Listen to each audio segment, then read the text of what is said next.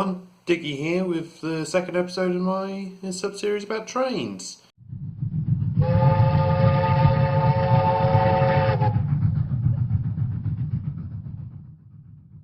So the first episode was about a local exhibition. It was at St George's School. We attended something on the other end of the scale. We attended Warley, National Model Railway Exhibition.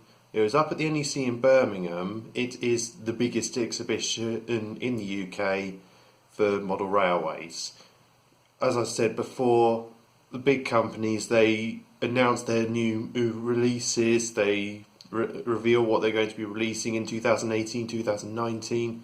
It's basically the start of the calendar for a lot of companies. Unfortunately, we didn't really get much time to look around the exhibition. We went on the Sunday, and while we left as early as we could, there were various delays along the way. We didn't actually get to the event until 2 o'clock, and it only ran until 5, so I only got a limited amount of time to look at stands, get footage. So unfortunately, there's not much I can show. Not as much as I wanted to, not as much as before, but I'll make do with what I've got, and I can report on that. Okay, so as I said, the event was held at the NEC in Birmingham. It was in Hall 5. I don't think I've actually been in any events that have used Hall 5. I've seen Collectomania in there before, but I was in another event. This year it was the 50th anniversary of the Warley exhibition, so it was quite special. It was really quite impressive when I went there. One of the first things you notice as you go through the doors, Hornby is one of the biggest stands right near the front, and that they had on display. I put the picture on the Facebook page. They brought a full-size South Eastern and Chatham Railway H-class locomotive. They've only just released the scale model of it, so they had the full-size one for showing off and for promoting the model. It was a really brilliant centrepiece. It was in the middle of their display. They also had engineering prototypes for the Class 800 model they're working on, which was really quite impressive as well. Altogether, there were about... I had a look through the guide. There's somewhere around 300 stands were in attendance. 90 or so of those were layouts from various places. The rest would have been traders, there would have been clubs, there would have been other information stands. An example of one of these information stands is the 125 Club were in attendance. They're the sort of the Appreciation Society, the Preservation Society for the intercity high-speed trains. Earlier this year celebrated its 40th anniversary of the 125 trains running, the Class 43s. Most of those are still running today. I know some of them are going to be cascaded down because they're currently running on routes which will be overtaken by those as Class 800s I mentioned earlier. Virgin East Coast are going to have them running up the East Coast main line, and then we've got the Great Western Railway running down to Cornwall, to Cardiff. They're down into the western reaches of the country. Hornby weren't the only company with a life-size locomotive on display. I think that's actually really quite good. It really stands out. You can't miss it in that hall. All the stands only go up to maybe 2 metres high, and then you've got locomotives above that, because Hornby had the H-class. The Severn Valley Railway were also in attendance. They brought one of their Great Western pannier tanks, the 1400 class, and that was on display. That was all looking really impressive. There was also a company which had restored a repatriated narrow gauge locomotive. It had been in Fiji. It had been brought back here and refurbished. They had it on display. They were actually letting people up into the cab, which was quite interesting. It lets people have a look at sort of the various controls and what goes into running a steam locomotive, which I rather liked.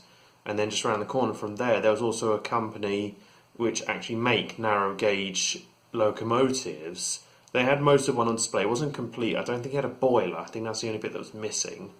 But it had a price tag on it. Complete, it was something like £59,500, so just under 60 grand for a locomotive. You could buy a car for that, but frankly, a steam engine is cooler, isn't it?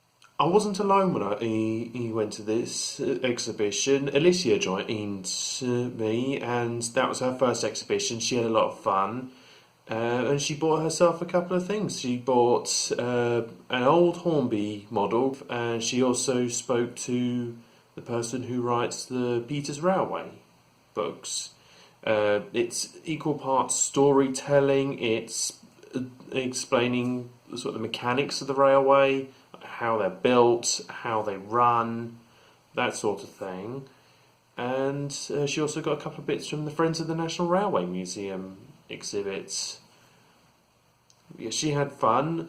I managed to get myself as something as well. One thing I have noticed, which seems to be a bit of a trend, is that I am well aware that double O gauge, the stuff that Hornby, that Bachmann make, that stuff is going to be the most common, it's the most accessible to people, so lots of traders are going to have all sorts of models, new, old, a bit of in between. There wasn't that much N gauge stuff, not as much as I was expecting, and it's unfortunate that it's like that because that's another market which is starting to pick up pace. There weren't many bargains. I think the only bargain I managed to get, there was DCC Supplies who were selling sort of seconds of Dapol models. There was a little Terrier model which I was really impressed with. That was about half the usual retail price. It was B grade, I think, which probably means that it might have running problems, it might have problems with the paintwork. It could be anything. It's sold a scene, you have to make do with what you've got. It makes sense. And they were the only ones that had any real engaged bargains. What I got was Bachmann stands. They were selling some of their club exclusive Class 8 models in the Intercity Executive livery. It's often nicknamed Jaffa Cake livery because of the dark grey, white, orange, cream colour scheme. If you ignore the white, if you cut a Jaffa Cake in half, that's the colours you got. It makes sense. That's going to be running on my layout, which I'm working on. I'm thinking I might possibly do a couple of episodes of this series where I'm looking at my progress on that layout. I've already made quite a lot of progress on my primary one, my big one. I say big, it's about, it fits under a single bed, but it's bigger than the one I'm working on. But this new one, because it's so new, I think I could probably wedge it into this series and show progress that way. Because the fact that at the moment I've done the planning, I've got the track, I've not done anything else with it yet. I've got a locomotive to run on it now, and I'm starting to collect wagons and that to run on it. And hopefully I'll be able to then show off progress with that. But I've got the locomotive for that now. I'm actually thinking about modify it, make it run on digital, but that would require getting a different controller and learning a new side to the hobby. Yeah, that was £50, that locomotive, as opposed to 73. It didn't have the numbered certificate. I don't care about that. There was quite a variety of scales on display, not only from the traders, but the layouts themselves. We had everything from one trader selling T gauge, so the tracks are only 3mm apart.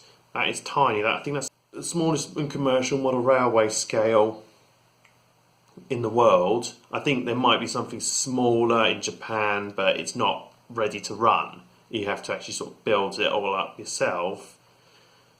And we had that all the way up to, I think, probably gauge 1, maybe even bigger. I'm not familiar with those scales. I've seen some O gauge stuff, but some of the stuff I was seeing there was even bigger. It was mostly Continental, the bigger stuff. There was one stand and I saw it had a they were really quite big.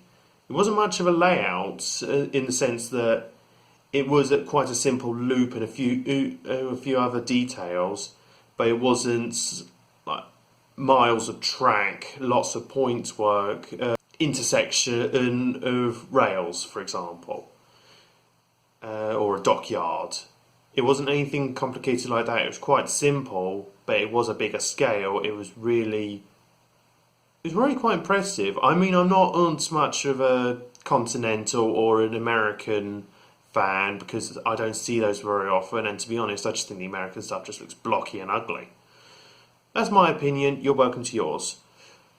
I'd stick to British because that's a bit more of what I'm going to see. We had everything up to O gauge. I saw there was one layout, it was quite a big one. All the locomotives had steam. I think there may have been sound. And like I said, we had the small all the way up to the large, so it was really nice to see a variety of scales.